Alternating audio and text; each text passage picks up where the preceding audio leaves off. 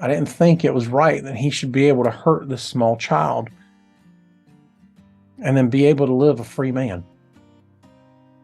It just didn't seem right. So we sat there, and the jury's decision was read, and he was found guilty. He was found guilty of every charge, and he was sentenced to 60 years.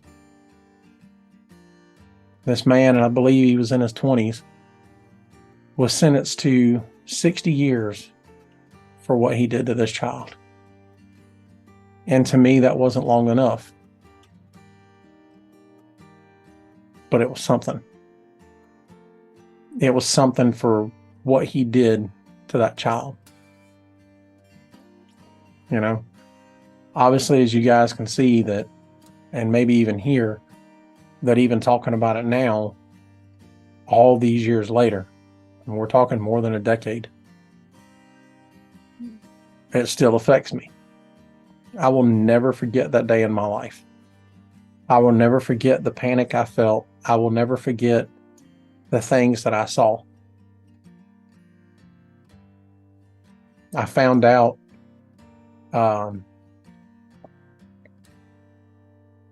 it was 3 years after the incident occurred that baby died. He lived 3 years after he was brutally assaulted, living on machines, being fed with a feeding tube. He lived 3 years. And it's hard now, even now, it's hard to think that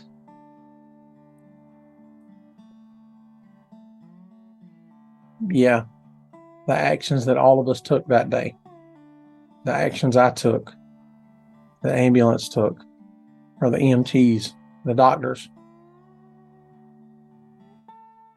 we preserved that child's life 3 years to live on machines. No quality of life whatsoever. My wife has done the best she could to get me to rationalize it. And in her words, that was 3 years that child's mother and other family members that loved him wouldn't have gotten. They got those 3 years with him. And to some extent that, that makes it a little better, but not entirely. So even to this day, I will actually say I actually live on the same road now where that incident occurred. I can ride by there. I can look at the house. I don't get choked up about it anymore. Not by that. It's in moments like this. Moments like this when I'm speaking intimately about what I saw, what I felt, what I heard. It's in these moments that it chokes me up, because I'll never forget it. It's made a lasting impact on my life. Eventually, when I told you that I couldn't even drive past the house, the only reason I was able to start was because I finally told myself, you've got to let go of it. It's already happened. There's nothing you can do to change it. You have to let go. You have to let go of that pain. You have to let go of those memories. And you have to get back to the job at hand. And one day I made the decision to drive past the house. And I did. I didn't avoid looking at the house. I looked straight at it. And I told myself, it's okay. It took me a year to get there. But I told myself it was okay. Because there's nothing I could have done differently. There's nothing I could have done that would have changed anything.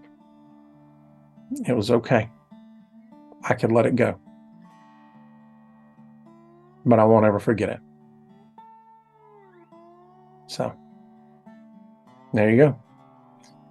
That is one moment out of probably many in my life that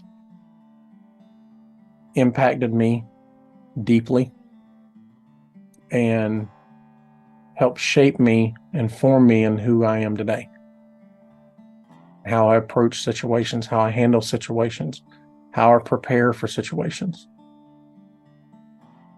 It also taught me that you have to let it go. You can't hold on to it forever. You know, at the end of the day, that wasn't my child. So I had to let it go.